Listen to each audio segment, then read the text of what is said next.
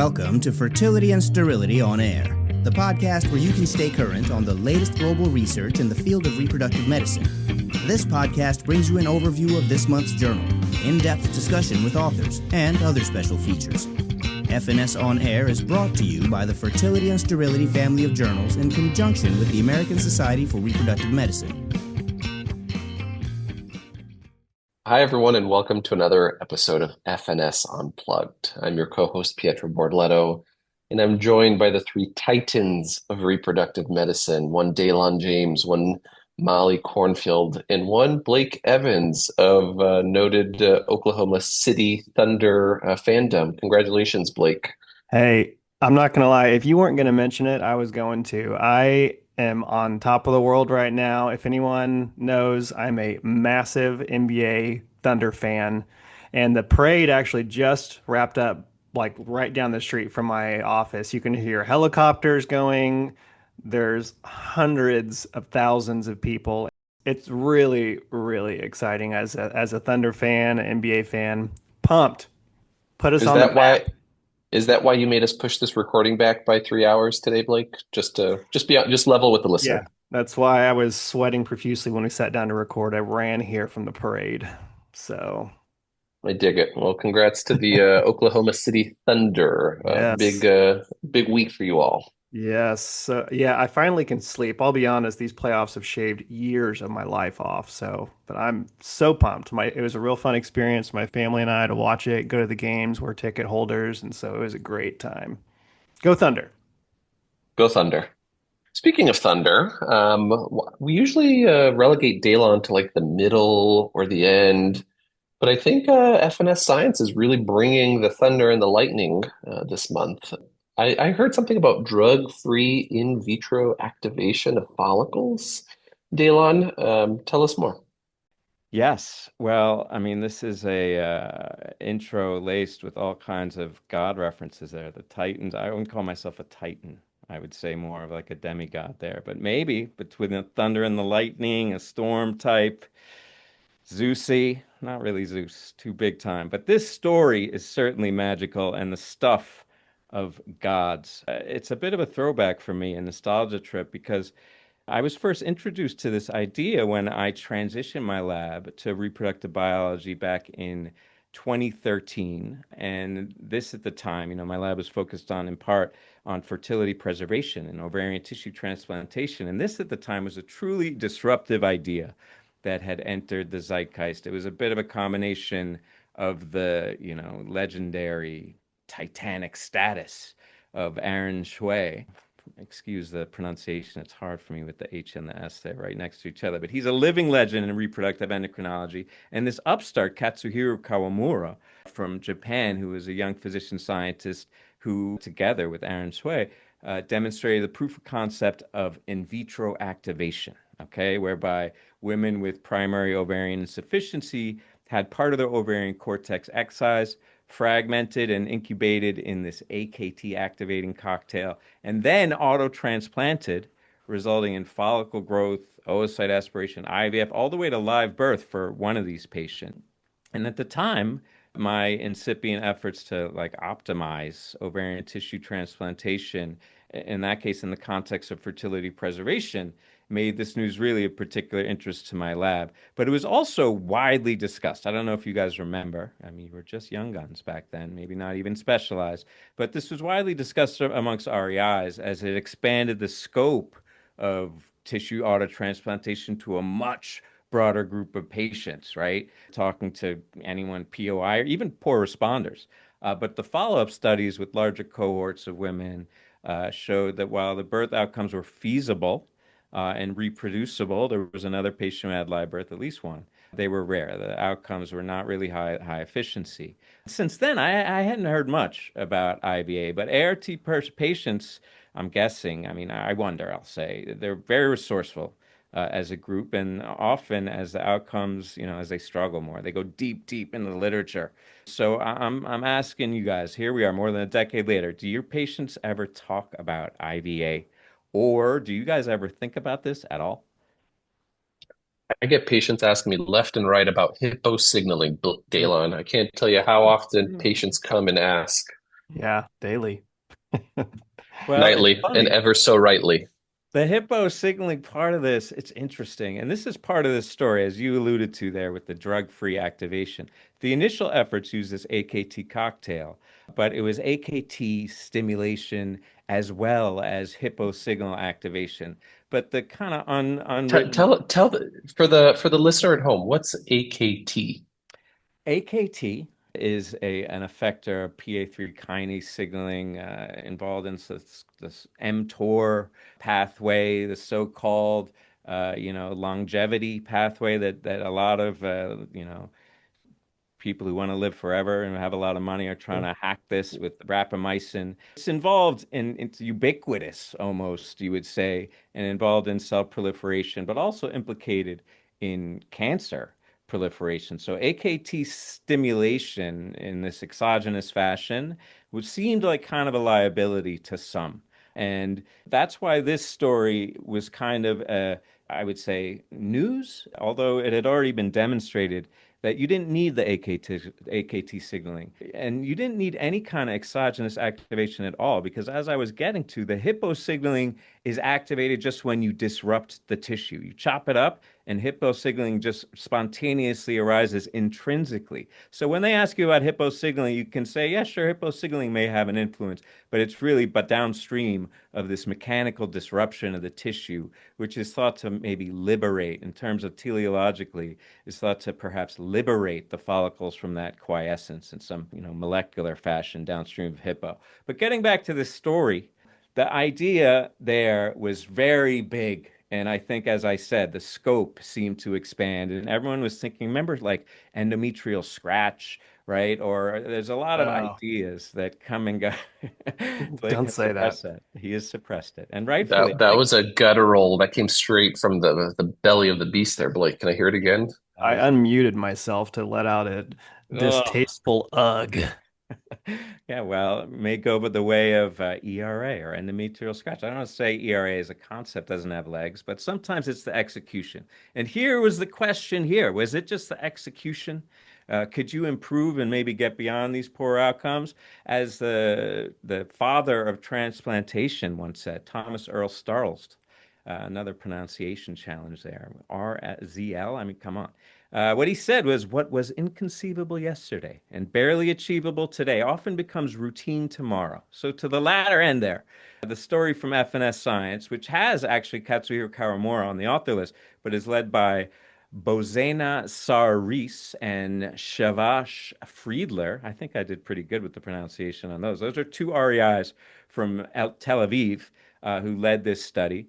And this study, what it aims to do is check in on that. Is this routine now? Have we advanced the tech to make it feasible, at least at a scale? So they checked in on this using IVA, same protocol as I said before, with a new cohort of 21 women who were in two groups, either primary ovarian insufficiency or poor responders. There were 14 POI, seven poor responders, and these were defined by ESHRE and Bologna criteria, respectively. And all of the patients had this procedure, ovarian cortex retrieved, fragmented into these 1 to 2 millimeter pieces, and then transplanted back around 10 to 12 fragments into pockets, either in the ovarian fossa or between the cortex and the medulla. And in cases where the ovarian tissue was totally fibrosed and there was no or avascular, they would put it beneath the serosa, the fallopian tubes. Patients were followed up to measure the response and recovery of function for up to a year. And when they saw that, they were stimulated with oocyte retrieval and IVF to follow. The long story short here is that there was a response, although perhaps not surprisingly, the poor responders did better than the POI patients, right? So of seven poor responders, four showed an increase in AMH, so more than half, but all of them, 7 out of 7, were able to retrieve mature oocytes. All seven had frozen embryo transfers, good quality embryos. Of the 14 POI patients, by contrast, only one showed an increase in AMH, but seven of those 14, half of them got mature eggs, and five of the 14 were able to transfer good quality frozen embryos. The downside here is of the 7 poor responders and 5 POI patients that underwent transfers, only 1 from each group had a clinical pregnancy, and only the 1 poor responder had a live birth. So it's a bit of a disappointment. It looks like the same kind of outcomes by percentage as have been shown previously, with the one side that it's drug free. So just the mechanical disruption is enough. That seems to be demonstrated, but not really efficiently. So it doesn't look like IVA will be, a la Thomas Earl Starles. It doesn't look like IVA is going to be routine anytime soon. But there are useful tidbits, I think, in the details here. One is the relatively poor outcomes from 12 total transfers suggests that there's other factors involved, right? These were good quality embryos, but there was no PGT, and these were many patients, they were under 40, but POI, poor response, suggesting poor quality eggs, perhaps, maybe other factors, uterine factors or systemic, I don't know. Second, there was this whole facet of the study related to vascular perfusion. I didn't go into it because the results were kind of negative. But I've I always was hoping you were going to talk about that because I know that's kind of your thing. Well, this is what I've long thought is that it's hard, right? Because you've got all the negative influence, inflammation, ischemia, which is in large part neutralizing any of the benefit you're getting from this hippo signal activation and rejuvenation of these, quiescent follicles. So it really muddies the waters here. So there really needs to be something done about that. Read my papers. Although I don't think it's really practical in a clinical context now to rescue the vascular function. And just even theoretically, it seems like a heavy lift. And finally, I think it was interesting to see the timelines between poor responders and POI patients, right? So 56, this is the median time to resumption of function, 56 days for the poor responders, and almost double that, 108 days for the POI patients, which makes sense. But I think it helps to calibrate the timeline for like de novo follicle activation and maturation for more autotransplantation in the context of cancer survivors. But also, it suggests that if you do fresh tissue transfer with no cryopreservation, there's more survival of more advanced stage follicles that never crash, so to speak, with that freeze thaw.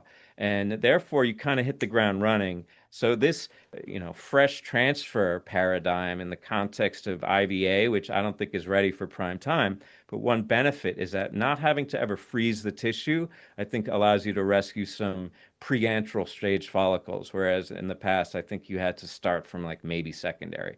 So a lot here, I think, for FNS science story. This is one that really invites a lot of scrutiny. As you said, Pietro, there's the whole vascular angle that bears scrutiny. But more than anything for me, this is a really strong, I don't want to call it a negative result, but this is what we need in science more.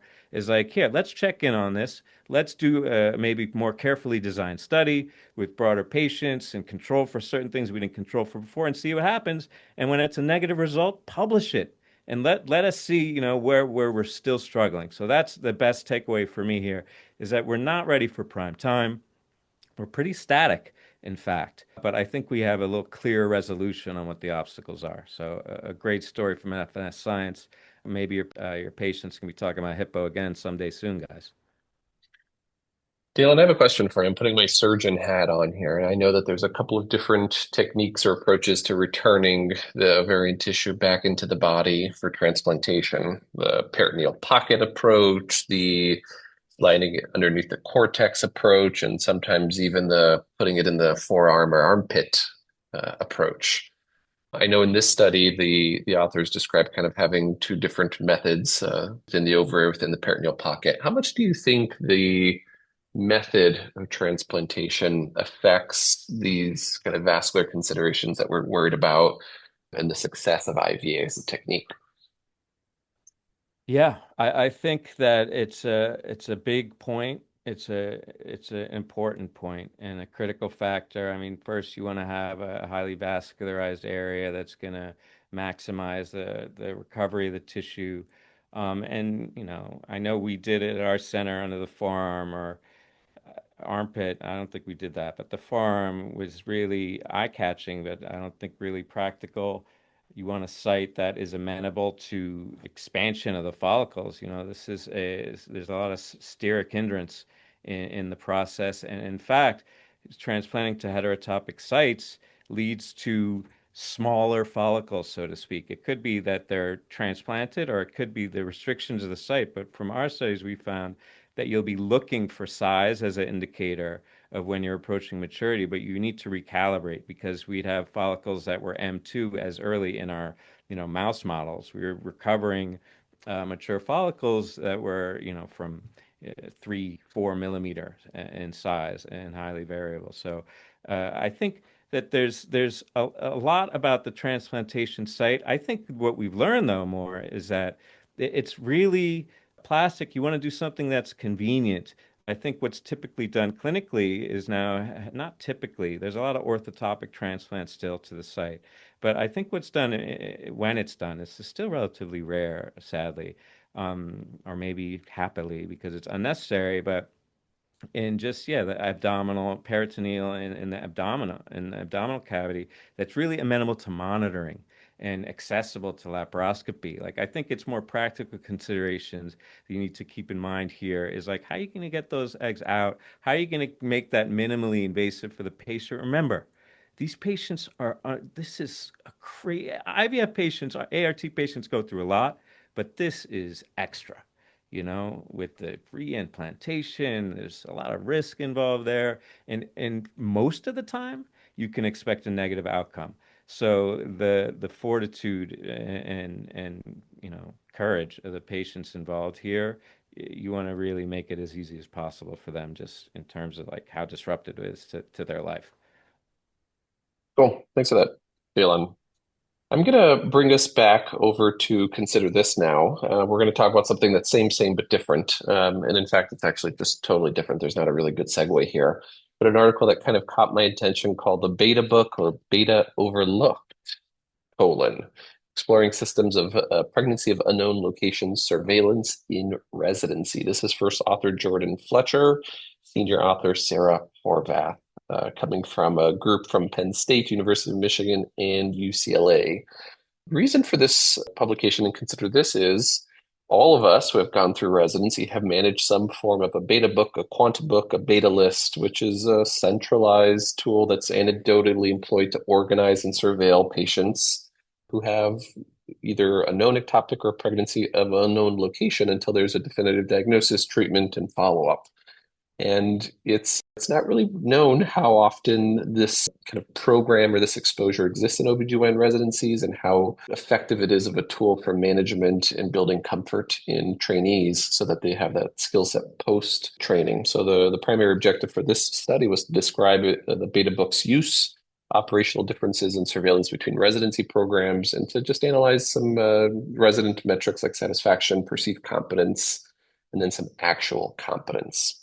The way that they did this was they first reached out to program directors, and they focused only on the state of Pennsylvania. The reason they focused only on Pennsylvania is that there's a large number of OB/GYN residency programs in the state that vary substantially in size and type, meaning you have university, community-based, and then hybrid programs. The program directors were asked to fill out a survey talking about the use of the beta book, resident involvement, type of faculty oversight, amongst other things. And then afterwards, the residents themselves were asked to fill out a survey within their program. And they looked at differences between PD and resident answers, and they also looked at resident-specific variables. So what did they find? So as a whole, 17 programs existed in the state. 14 of those program directors returned surveys and distributed the secondary resident survey, which is a nice response rate for anyone who's ever done a survey study. They found that most programs use a beta book. About 93% have some form of a beta book. And about 85% of them have it as a actual list within the electronic medical record. Interestingly, almost a third of programs reported the beta book was overseen by subspecialists. So this meant RAIs and complex family planning docs. And the majority of program directors were satisfied with the structure of this beta book, but a third were not, interestingly. All the program directors stated that the graduating residents were fully competent to manage the beta book and do this independently after training. Now, for the resident portion of the survey, unfortunately, the response rate was much lower. This was 18%. 61 out of the 316 residents completed the survey. They said, Too busy to do surveys. Yeah, they don't have time for that. They can barely I get it. log their cases. They can't log a logbook of HCGs. Been there. So here I think where it's interesting, I compared it to my own experience. They found that the average beta book size was highly variable between programs. 16% of residents cared for on average 26 to 40 patients who are actively on the beta book.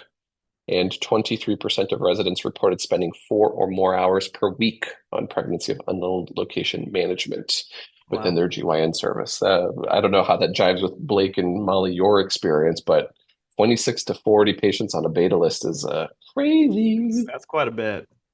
That certainly seems more than my experience. Yeah, my med school had like a massive beta book, kind of like that amount of felt that long. And the GYN team ran it every single day. Our residency here in Oregon, it's a much smaller beta list. It's usually less than 10. And you only manage it on the family planning rotation, which about half of them do here. And I just think that's not enough exposure. And you only do that rotation once. Whereas if every year you come through your guide rotation, you do it again as a team, I think you're going to get better at it. It's ultimately not that hard, but it takes a lot of repetition. That's how we managed it at my program. So I did residency at the Brigham Mass General program. Each hospital had their own beta list. It was primarily managed by the GYN attending of the week with the GYN service team of the week. So you kind of got the exposure over and over again over the course of 4 years, which was nice. And you got to see how different specialists and subspecialists managed the beta list, which there are some nuances depending on their comfort levels, which was helpful. From a satisfaction perspective, they asked the resident how satisfied they were with the structure of their beta book. About 80% were satisfied, and 75% were satisfied with the faculty oversight and the time devoted to it. So I think the current setup is a good one. Now, the final question was the perceived versus actual competence. So most residents, like I told you, felt very comfortable with management of pregnancy of unknown location. They actually also sent them a series of multiple choice questions taken from the prologues to assess actual competence of the residents filling out the survey, which I thought was kind of a nifty way to trust but verify. And they showed that there were no major differences there across perceived and actual competence. I think this is something that is nuanced but not hard, and in the best of circumstances is pretty formulaic and something that someone who is a non-physician could probably manage primarily with physician oversight, which is what I think happens in a lot of practices once you leave the academic setting. So all in all, I think the study is not revolutionizing how we manage pregnancy of unknown location, but I think is really interesting for how we train our residents and our fellows in the management of pregnancy at unknown location. The beta book still has a role. Seems like it seems to be a good method for keeping track of pregnancies, teaches trainees appropriately on how to manage these pregnancy of unknown locations. I'm sure there are bells and whistles that an EMR can improve, and there's more people that you can bring into the fold to make sure follow-up happens and patients get the care that they deserve and need. But really cool little study, and consider this that was of interest, hopefully to all of our listeners. Molly, Blake, thoughts on the outcome findings of the study? When I saw the title, for some reason, I thought it was going to be one of those AI studies. So I thought they were going to be using AI to manage the beta book, which liability wise was making me a little bit nervous, but I'm glad it wasn't that. But maybe an idea for the future. Yeah, I think that's a good idea, or it's nice that they made this into a paper or consider this article. We really manage these all the time as RAIs. And admittedly, we don't have a version of a beta book at our program, and we have little, if you have Epic, they have little sticky notes, I guess you could call them, that pop up. It's just specific to the provider that's reading it, and we'll list out all the trends of the HCGs. And our patients are so good with follow up to where we're not like calling them like, "Hey, you missed your HCG appointment today," but they're going to show up or have it done. So these are all coming to our inbox, and then we'll just trend them on our little sticky notes. But we manage these so frequently, so I think it's kudos to the authors of this paper. Outsider take here. This maybe is in need of like a paradigm shift, right? And just bear with me for a moment here. If you read Brave New World, there's this part of it where they have like massive filing cabinets to keep track of all the babies, the alphas and the beta and whatnot. And like it's so futurist, but it's an anachronism reading it now because of course you have computers. And the idea here is that I'm positing is like maybe we need a definitive diagnosis for ectopic. Would that maybe help instead of monitoring if you had? You're talking about the holy grail, Dalon, a biomarker for a topic that is better than beta HCG, that is better than a beta HCG trend, that is better than a beta HCG and a progesterone. I know there are really smart people, including our editor-in-chief at Fertility and Sterility, Kurt Barnhart, who have sought this elusive creature. But I think with the tech that we have these days, I think we're probably getting closer than ever to potentially having a useful biomarker or even more algorithmic approach to diagnosis and management that eliminates some of this human error. That may be a really good first intermediate step. So stay tuned. Maybe we'll see some of that come up in fertility and sterility. Well, it would start with you, Pietro. I was kind of bearing the lead there because be the change you wish to see in the world, Dalen. This is the project you started when we were working together, and it has evolved now to a very similar approach. And it's not a biomarker, it's a signature, Pietro. That's what I was getting at. Maybe we need a more holistic view, but as you said, we'll see. Early stage, early days. Stay tuned. Molly, we're going to go back over to you to F&S Reports. I am so delighted that you chose an article on Mullerian anomalies, something that are near and dear to my heart. I mean, it's always nice when we highlight articles that come out within the F&S family of journals, but also on this podcast. Tell me why we need to integrate mental health with the diagnosis and care for patients with MRKH. Yeah, I chose this one just for you, Pietro. So I'm stepping a little bit on Blake's toes with this one. So F&S has been featuring these mini review articles and has quite a few lately. And so I picked one of those to discuss this month. I think it's a great way to kind of update your knowledge, a smaller amount of time, and then digging into a totally full review. I think probably for the authors, it's a little hard to write a mini review because you can't just put everything in like you can with a narrative or a scoping review. But for this article, a mini review may have just been the best format because there was kind of a paucity of data on the topic, because I imagine they actually did put every study in here. But I thought this was really compelling. So the title of the article is The Need to Integrate Mental Health Treatment into the Care of Mayer, Rokitansky, Kuster-Hauser, also known as MRKH. The authors are Tenny Davoudian and Emily Hills, both at Baylor College of Medicine. And full disclosure, Tenny is an incredible psychologist who used to be in our division out in Oregon. And so I would always refer my patients with MRKH to her.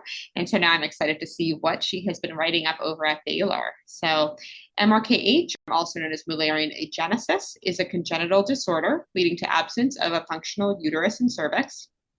The mini review states that qualitative research really supports that patients with MRKH report feeling that their providers are unsupportive and lack expertise in their condition, and that when providers remark how rare their condition is, it leads to feeling further isolation. And so I think that's a really important point in our field. I don't think we actually think it's that rare. We're all managing patients with this and similar conditions in our practice. But I can imagine how, especially socially, these patients may feel really isolated. And so all this kind of qualitative research about the significant mental health burden that comes with this diagnosis really necessitates the need for a mini review and to provide a little education to us as providers. So the author has noted 4 critical psychological time points for MRKH patients. First is when many of us, I think, are most attuned when we make the diagnosis, which is such a big diagnosis to make. And that's when we're offering the most support. And these are adolescents, so they're really vulnerable to mental health issues at that age. And the second time point is when those individuals want to start pursuing sexual activity and are deciding on what treatment they're going to do to allow to potentially pursue this. The third is when they're in their first intimate relationship. And then the fourth time point is when they're interested in or thinking about pursuing fertility. Common feelings that have been expressed are grief, helplessness, shame, and social isolation, bringing up that isolation piece again. This is so rare. No one else is going through this. And these are really heightened during adolescence, but can really persist into adulthood as well. Something one of my partners taught me that I just want to bring up here, there's actually a lot more sexual dysfunction in patients with MRKH. And it's not just because they don't have, or they necessarily don't have a full length vagina for penetration. It's usually due to a combination of some of the anatomical challenges, but also they have limitations in arousal, lubrication, and orgasm. Beyond that, overall, infertility due to the inability to carry a pregnancy really carries the greatest emotional impact for these patients. So the sexual dysfunction as well as the infertility as some of the barriers and challenges. The recommendations that the authors propose are to be sure to incorporate mental health treatment into care for Mullerian agenesis, which we all are familiar with from the guidelines in ACOG and ASRM around this.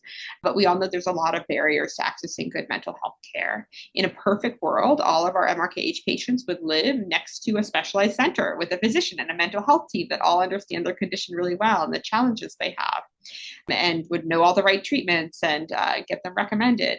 But in reality, we know these specialized centers are really few and far between, and most don't have an embedded mental health provider who's specifically informed on these diagnoses. And in addition, these providers also really need to have a lens that incorporates the patient's sociocultural aspects of care as well. The authors said that in some cultures, physicians and or patients might only want to undergo vaginal dilation after marriage, and some providers might only offer this after marriage. So a lot of other factors at play that I hadn't even thought of. There's a huge role for support groups, particularly in the age of the internet. And there's actually a table in the mini review, a table for Daylon, who loves a table. It has a list of patient advocacy foundations who offer support groups. And so I'll definitely be touching on these and sharing them with my patients to find out, hey, you're not actually that rare. There's other people out there going through this too. And then just my own 2 cents that I thought I'd plug here in the podcast. I think we all kind of need to update our education about MRKH based on the emerging kind of diversity of gender and sexual expression in our population and in our patients. I think traditionally the doctor kind of meets the patient and says, okay, now we're going to do vaginal dilation and then you can have sex. But I think that's a really narrow understanding of sexual expression, how people have sex. And I've had patients who say to me, you know what, penetrative vaginal intercourse is just not that important to me and not that important to my partners. And so for those patients, they don't have to pursue dilation. There's no medical need to pursue that. And so I think figuring out what's important to your patient, where are they at with sexual expression, where are they at with intimacy is really essential to finding the best treatment for them.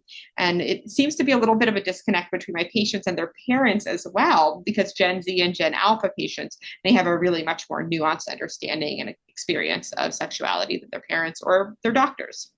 So I think any of our REI or MIGS clinics where we're working, where we're diagnosing and caring for these patients, we ideally do need to have a proficient mental health provider to provide not just the initial, but the longitudinal care for these patients.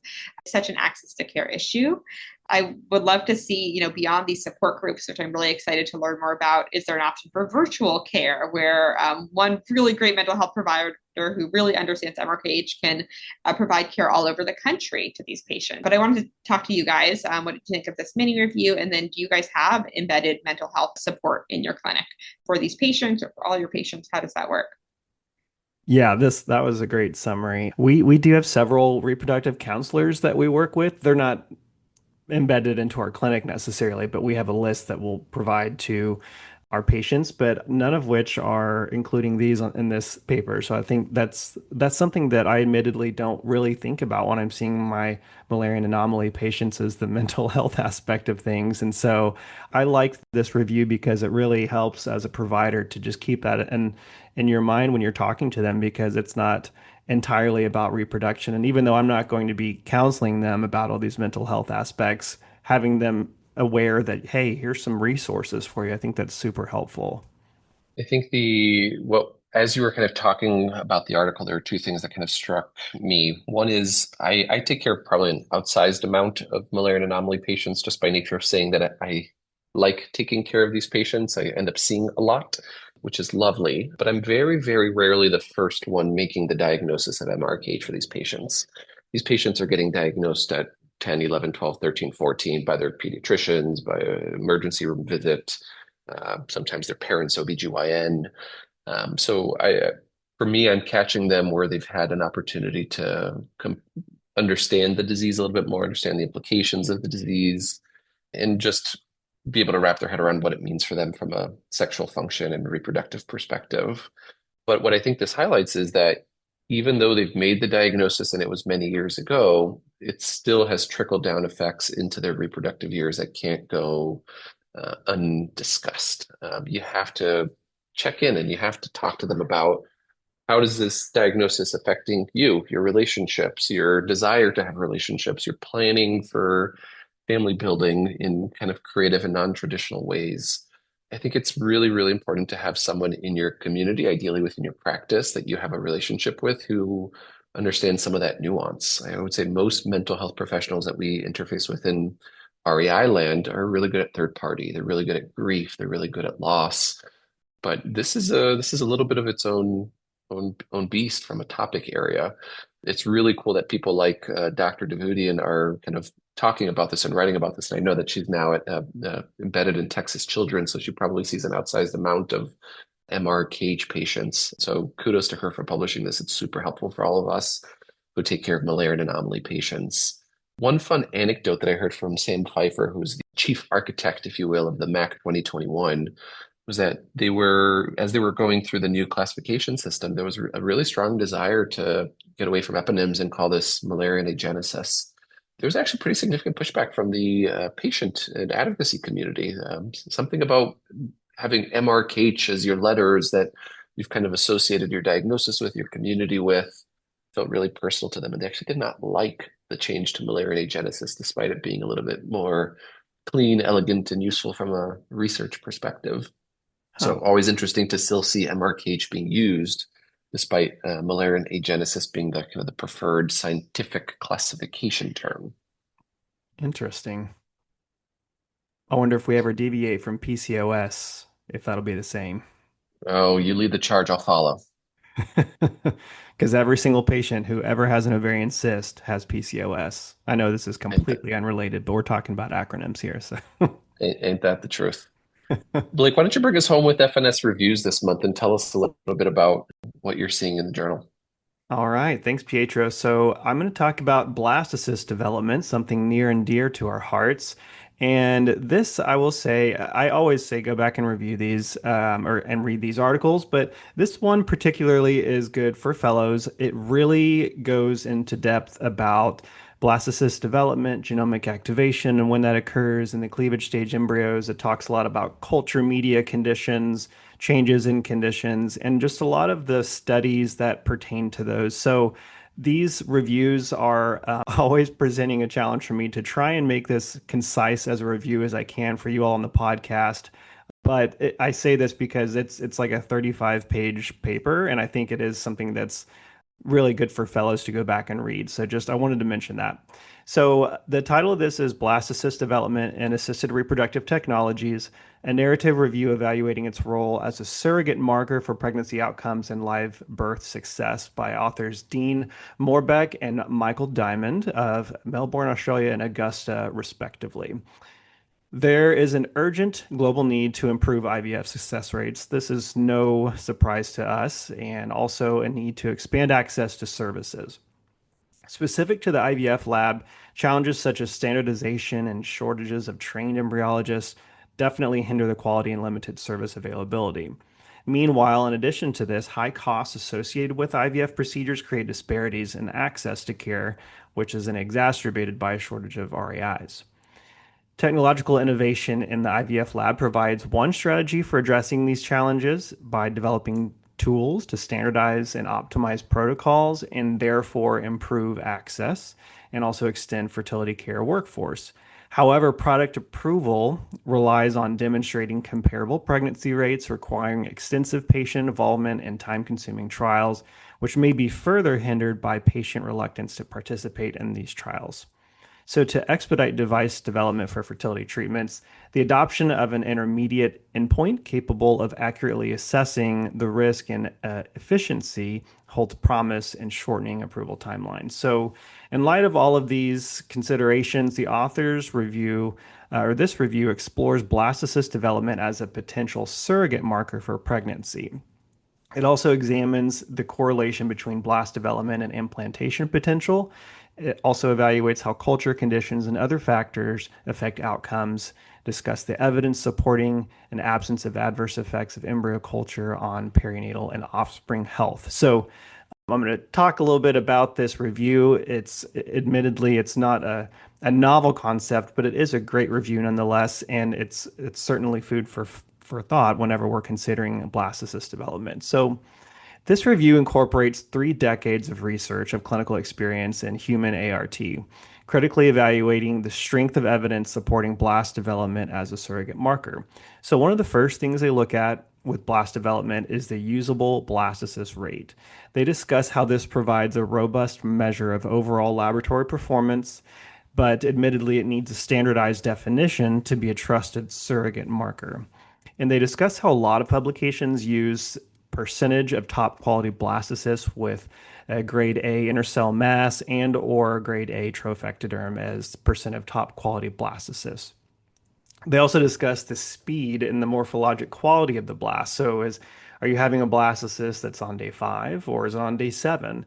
Because there's certainly differences in outcomes there. And they talk about how blastocyst development has been repeatedly demonstrated to be strongly correlated with the chance of live birth. They also discuss euploidy rates could also serve as surrogate endpoints, but the focus of this was mainly for non-invasive measures, and so the authors don't delve too much into PGT with regards to outcomes. They also talk about different culture conditions. Different culture conditions, they say, is one of the most studied laboratory interventions in IVF with regards to embryo development. However, they discuss that assessing the risk associated with embryo culture and laboratory interventions in the context of neonatal outcomes is an important area of research that needs more focus. They also discuss certain laboratory interventions such as type of culture media, extended cultures to the blastocyst stage, or embryo cryo. These have been associated with neonatal outcomes. However, the results remain inconclusive with some studies, such as reporting higher live birth rate with certain culture medias, while others find no significant impact. And then they discuss with regards to embryo culture. While suboptimal culture conditions may influence peri-implantation embryo viability and embryo progression, evidence suggests that laboratory factors don't significantly impact health to the offspring conceived through ART. So again, I know I'm just very narrowly overviewing what these authors are talking about. This is a ton of information to unpack, and it's more of just a really broad review that I, again, encourage you all to go back and read over. So, but looking at the results, they say while blast development demonstrates promising correlations with pregnancy outcomes, there's still gaps between blast formation and pregnancy success. Okay, it's not just the blast formation, but of course we have to consider embryonic factors beyond morphologic assessment, maternal factors, endometrial receptivity, paternal contributions, and also various clinical and laboratory variables. Blastocyst development rate is sensitive to suboptimal conditions, they say, occurring after embryonic genome activation, which as they discuss usually at the cleavage stage, and correlating strongly with both aneuploidy and implantation potential. So a couple of concluding thoughts with this. This review suggests that blast development could serve as a valuable surrogate for establishing equivalency of pregnancy and live birth rates with ART protocols. Blast development rates show consistent statistical inference with pregnancy outcomes. Specifically, reduced blast rates correlate with reduced pregnancy rates, while equivalent or increased rates associated with equivalent pregnancy rates. And lastly, using blast development as a surrogate endpoint for regulatory approval of new devices and protocols could accelerate innovations in ART while maintaining safety standards, particularly for automation technologies aimed at improving laboratory standardization and efficiency. So not a novel idea, so to speak, just more food for thought. What do you guys think? We do a lot of fresh transfers in our practice. So, reading through this, I'm like, yes, that makes sense. That makes sense. Or if you see embryos where you don't have anything to transfer on day 5, but now you've got an embryo on day 6 or on day 7. And when you're counseling a patient, particularly on an embryo that's from day 7, still can result in a pregnancy, but keeping all of this in mind that they're discussing in this article, I think is helpful. So what do you guys think? You guys have any thoughts on this? I gravitated towards the very last paragraph of this review, and to quote one Jimmy Ruffin of Motown fame, when he said, "What becomes of the brokenhearted? I want to know what becomes of the patient who doesn't make blastocysts well." And this is me putting my Cornell hat on. This is me putting your hat on, Blake, in Oklahoma. Molly, I'm not sure how much fresh transfer you guys are doing on the West Coast, but I suspect it's less than Blake and Cornell in my Boston experience. I think blastocyst transfer is stellar, and blastocyst development is a really useful marker. But we have to take a step back and think. We know that there's probably, what, 11 to 14 million IVF conceived children born so far in the world. The vast majority of them are fresh transfers, and the vast majority of them are day three fresh transfers. It really is only in the last 5 to 10 years where we've made this blastocyst push and are sure we're going to be catching up soon, if not already caught up. But I really worry about what becomes of the patients who don't make blasts in clinics that are dogmatic about blast culture. It's more of a comment, less of a question. I'll shut up now. No, it's a valid comment, and it's we've talked before about how geographics play a role, and we talk about it every podcast pretty much. We're all in very different areas of the country, and insurance plays a role too. And going from trained at NIH and over DC, Maryland area where a lot of IVF is covered, and then you go to Oklahoma where hardly anything is covered. It really shifts how you counsel patients, and I always will tell patients there's a difference in wanting to do PGT and having embryos to be able to do PGT. And so we will very commonly do, and it's something that I didn't do in fellowship, but they'll take like progesterone after their egg retrieval, just in case we're recommending a transfer for those who on day two embryo check, you're like, I don't think we're going to have anything to biopsy. So let's transfer what we've got.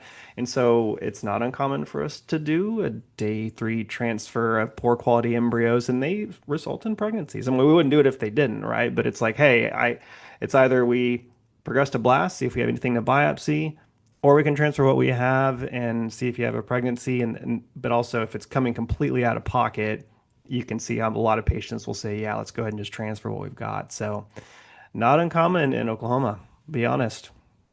Yeah, well said. Yeah, I like this paper because it kind of allows me to use blastocyst. I mean, I think there's been so much talk about cumulative pregnancy rate, cumulative live birth rate, and focusing on that with our clinical research. But I think if for the study that Daylon presented, for example, for really diminished ovarian reserve, even POI patients where your pregnancy and live birth rates are so low, it's going to be hard to obtain statistical significance between study groups. And so if we are allowed to use BLAST as a proxy, and this is saying that that's an appropriate proxy, I think from a research perspective, that's really nice and kind of opens up more doors like that have kind of closed with this focus on cumulative pregnancy rate. You also make a great point. Whenever I design a retrospective study, I'm really focused on the oocytes and then the blastulation outcome. And there are some patients who end up, are you excluding them? Are you including them? What are you doing with these day three transfers? And often those are a poorer prognosis group, but they're also a really interesting group. And where are we missing them in our studies if we're focusing on blastulation? So more thought, no good answer there, but yeah. Yeah, they can end up in your numerator if they don't start in your denominator. And I think there's a lot of clinics that just don't give people an opportunity to get in. My counterpoint there is that while I do appreciate that there are some patients left behind with this focus on blastulation, I think, Molly, what you just said should be emphasized, that sometimes a focus on the majority can also have a great benefit to the minority in unexpected ways. And more information is always better in just the economy of the process, efficacy, and outcomes generally. But for me, what really stuck out is how hard, and Blake, all credit to you in tackling this monumental review. I mean, I kind of gave up and started skimming halfway through because it is massive and it's tough to integrate all of these different parameters over the course of so many years into one synthesis in terms of like conclusive judgment. So what I counterintuitively hear, and maybe I throw some shade on reviews for a similar reason in the past, but it's more just my insistence on having control of the system. I think nowadays we're much better situated to glean some real insight with large centers that do everything embryoscope. Like the information that's going to come out of these live imaging, the predictive value of that, I think, is on an upward curve right now, and we haven't really appreciated the benefits that that's going to provide, that this live imaging and morphometrics is going to provide for all patients, and perhaps even, which I know maybe is a stretch, but even, day three. maybe looking at the first few cleavage stages. People talk about these ducts, and I know that's kind of like a huge red herring, but maybe there'll be some information in the timing or the morphokinetics along some other lines at the earlier cleavage stages. So I'm really excited for, I hate to, AI, blah, blah, blah, but I'm more excited just for the information actually, being distilled to some real clinical value, which I think is imminent. Where I think this article shines is it's the one you print out, you hand to your lab director, you hand to your medical director, and you both give it a read through and make sure that your lab is thinking about blastulation in a evidence-based way and not missing out on the utility of that as a useful marker in your laboratory and to track clinical success. And like Molly said, to talk about it as a research metric. So big, heavy lift to put together a review like this. Always cool to see something so well thought out and organized, published. Kudos to Dean Morbeck and Michael Diamond on that one. Agreed. Guys, that's all the time we have for today. We try to bring you our favorite articles from the sister journals, but this is certainly not all of the articles in the sister journals. Do go check out F&S reports, reviews, and science online, and then stop by, consider this on the fertsturt.org main page. Until we meet again next time, that's all for me, Blake, Dale, and Molly. Thunder up. Titans. Go Thunder. World champs. Get over it, bro. No comment. And goodbye. This concludes our episode of Fertility and Sterility on Air, brought to you by Fertility and Sterility in conjunction with the American Society for Reproductive Medicine. This podcast is produced by Dr. Molly Cornfield and Dr. Adriana Wong. This podcast was developed by Fertility and Sterility and the American Society for Reproductive Medicine as an educational resource and service to its members and other practicing clinicians. While the podcast reflects the views of the authors and the hosts, it is not intended to be the only approved standard of practice or to direct an exclusive course of treatment. The opinions expressed are those of the discussants and do not reflect Fertility and Sterility or the American Society for Reproductive Medicine.